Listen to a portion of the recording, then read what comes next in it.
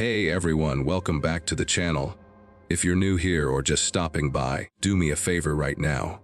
Hit that subscribe button and turn on the notification bell. Why? Because stories like the one you're about to hear have a way of sneaking into your heart and staying there for days. This is the kind of tale that reminds us why we keep believing in second chances, in quiet kindness, and in the magic that happens when two broken souls cross paths on a rainy night.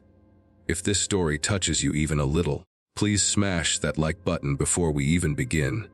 It really helps the channel grow and brings more of these emotional journeys to more people just like you. And stick around until the very end, because I've got a special message waiting just for you. Alright, friends, dim the lights, get comfortable, and let's dive into today's story. The rain came down in sheets that evening, the kind that turns sidewalks into rivers and makes every streetlight look like a blurry halo. Lucas Bennett stood under the flickering awning of the corner convenience store, his worn denim jacket already soaked through at the shoulders. 34 years old, calloused hands, eyes that had seen too much loss for one lifetime. In his left hand he clutched a plastic bag with a half loaf of bread, a small carton of milk, and a single chocolate bar he'd saved for his 8-year-old daughter Mia. 2 years ago, cancer had taken his wife Sarah. In the middle of the night, while he held her hand and promised her he would raise their little girl to be as kind and strong as she was, he had kept that promise the only way he knew how, by working double shifts at the warehouse by day and delivering groceries on an old bicycle by night. The apartment they lived in was small, the rent always 3 days late, the fridge often echoing. But Mia never complained. She would simply hug him when he came home exhausted and whisper, "Daddy, you're my superhero." Those words were the only thing keeping him from falling apart.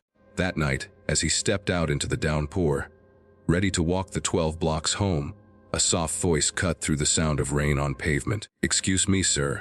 Lucas turned. Under the same awning stood a woman he had never seen before, mid-30s maybe. Dark hair plastered to her cheeks, simple black coat, no umbrella, no designer bag, just a quiet dignity that somehow made the rain seem less harsh. Her eyes were wide, not with fear exactly, but with something deeper, vulnerability. "I'm so sorry to bother you," she said, voice gentle but steady. "My phone died, the bus stop is closed because of flooding, and honestly, I don't feel safe walking alone right now. Could you walk me home? It's only 10 blocks that way." She pointed down the dimly lit street. Lucas blinked. He was bone-tired. Mia was waiting. But something in the woman's eyes reminded him of Sarah on the days she was too weak to walk to the mailbox alone. He nodded before he even realized he was doing it. "Sure," he said, voice rough from exhaustion. "I'm heading that direction anyway." She gave him the smallest, most grateful smile he had ever seen. "Thank you. I'm Elena, by the way. Elena Voss." Lucas Bliss Bennett. They fell into step together, the rain drumming a steady rhythm on their shoulders. At first they walked in silence, the kind that isn't awkward but comfortable, like two strangers who somehow already understood each other. Then Elena spoke. "You look like a man who's carrying the world on his back. Am I wrong?" Lucas let out a short laugh that held no humor. "Feels that way most days. Single dad, 8-year-old daughter, 2 jobs, bills that never sleep. You know the story." Elena nodded slowly, as if she really did know. "I know pieces of it. My father raised me alone after my mom left when I was 6. He worked 3 jobs so I could have piano lessons and new shoes every school year. He never once complained. I think about him every single day." Something in her voice made Lucas glance sideways. There was real pain there, but also warmth. They talked about everything and nothing. Favorite childhood cartoons. The way rain smells after a long dry spell. How scary it is to raise a child. When you're terrified you'll mess it up. By the time they reached her building, a modest 3-story walk-up with peeling paint and a flickering lobby light, Lucas felt strangely lighter. "This is me," she said, stopping under the tiny overhang. "Thank you, Lucas. You didn't have to do that." He shrugged, water dripping from his hair. "Wasn't a big deal." She hesitated, then reached into her coat pocket and pulled out a small notebook. She scribbled something and tore out the page. "If you ever need anything, or if you just want to talk, here's my number. No pressure, just gratitude." Lucas took the paper, surprised. Most people in this neighborhood would have offered nothing more than a quick thank you. He folded it carefully and slipped it into his wallet. "Take care, Elena, you too, superhero." She disappeared inside, and Lucas walked the remaining 2 blocks home with a strange warmth in his chest he hadn't felt in years. The next morning, Mia bounded into the kitchen wearing her favorite and only pair of sneakers with holes in both toes. "Daddy, can we get new shoes soon? The kids at school said mine look like they belong to a grandpa." She giggled, but Lucas saw the tiny flicker of hurt in her eyes. He knelt down and kissed her forehead. "We'll figure it out, pumpkin. Promise." That afternoon at the warehouse, his boss pulled him aside. "Bennett, we're cutting overtime. Economy's rough. You're down to 30 hours next week." Lucas felt the floor tilt. 30 hours wouldn't even cover rent. That evening he stared at the piece of paper with Elena's number for a long time before he finally texted, "Lucas, hey. It's Lucas from last night. Hope you made it through the rain okay." The reply came almost instantly. "Alana, Lucas, I was hoping you'd text. I'm having coffee at the little cafe on Maple tomorrow at 4. No pressure, but I'd love to say a proper thank you. Bring your daughter if you want." He almost said no, but Mia had been asking for a real adventure for weeks. The next day he took Mia to the cafe after school. Elena was already there, wearing a soft gray sweater and jeans, looking nothing like the drenched woman from the rain. When she saw Mia, her whole face lit up. "You must be the famous Mia I've heard so much about." Mia, usually shy with strangers, climbed onto the chair beside Elena, and within 5 minutes was showing her how to draw a unicorn with perfect rainbow wings.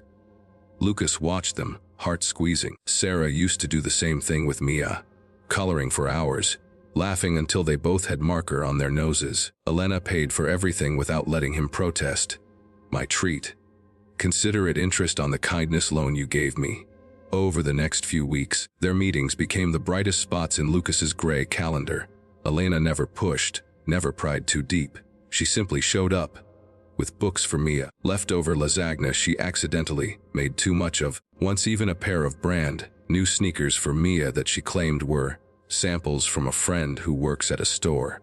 Lucas started looking forward to her texts the way a drowning man looks for a life raft. One night, after Mia had gone to bed, he sat on the fire escape with a cup of cheap instant coffee and called Elena. "I don't know how much longer I can keep this up," he admitted, voice cracking. "Mia's school wants 100 Eddie for a field trip. The landlord raised the rent again. I'm so tired, Elena. I'm so damn tired of failing her." There was a long silence on the other end. Then Elena's voice, soft and steady. "You're not failing her, Lucas. You're showing her what real love looks like. That's more than most kids ever get." A week later, disaster struck. Mia woke up in the middle of the night struggling to breathe. Another asthma attack, worse than any before. Lucas rushed her to the emergency room on foot because the bicycle tire had finally given out. The bill was $2,800. He had $47 in the bank. The hospital's social worker was kind but firm. "We can set up a payment plan, but you need to pay at least $500 by Friday, or we'll have to send it to collections." Lucas sat in the hallway, head in his hands, while Mia slept inside with an oxygen mask. He cried silent tears for the first time since Sarah's funeral. The next morning, an envelope slid under his apartment door. Inside, $3,000 in cash and a handwritten note. "Fess for Mia. No questions. You've walked me home more times than you know." Lucas stared at the money for a long time. He wanted to refuse it. Pride burned in his chest, but then he looked at his sleeping daughter, still pale from the night before, and he cashed it at the bank. He paid the hospital. He bought groceries. He even got Mia the new backpack she'd been eyeing in the store window. When he texted Elena to thank her, she replied simply, "Sem, you would have done the same for me." By their friendship deepened. Elena started coming over for dinner, simple spaghetti nights where Mia would beg her to read bedtime stories. One evening, after Mia had fallen asleep, Elena and Lucas sat on the tiny balcony watching the city lights. "I need to tell you something," she said quietly. "I haven't been completely honest with you." Lucas's stomach dropped. Here it comes, he thought. She's married, or moving away, or tired of the poor single dad. Elena took a deep breath. "My real name is Isabella Voss. Elena is my middle name. I own Voss Tech, the company my grandfather started. I'm worth quite a lot of money." Lucas laughed once, a short, disbelieving sound. Right, and I'm secretly the president. She pulled out her phone, opened a news article, and handed it to him. The headline read, Isabella Voss, 32, quietly becomes youngest female billionaire after strategic acquisition. There was her photo, same eyes, same gentle smile. The world tilted. You're a millionaire, billionaire. His voice came out hoarse. Al, this time you let me think. I let you think I was just a woman who needed someone to walk her home, she said softly, because that's what I was that night. Lonely. Scared that every person who got close to me only saw dollar signs. I moved into that little apartment 6 months ago, because I wanted to know what it felt like to be seen for me. Not my money, not my company, just Isabella. Lucas stood up, pacing the tiny balcony. Anger, confusion, shame, and something dangerously close to love all crashed through him at once. So the shoes, the money, the lasagna, that was all charity. Poor Lucas and his sad little life. No. She stood, 2 eyes shining with unshed tears. That was me falling in love with the kindest man I've ever met. A man who would walk a stranger home in the pouring rain, even when his own world was falling apart. A man who puts his daughter first every single day. I helped because I could, Lucas. But I fell in love because of who you are. He stopped pacing. The anger drained out of him, leaving only raw exhaustion and a terrifying hope. I don't know how to do this, he whispered. I don't know how to be with someone who has everything when I have nothing. You have everything that matters, she said, stepping closer. You have a heart big enough for 2 broken people and 1 amazing little girl. That's more than I've ever had. He kissed her then, slow, hesitant, then deeper, like a man who had been drowning and finally found air. When they pulled apart, both were crying. I'm scared, he admitted. Me too, she whispered.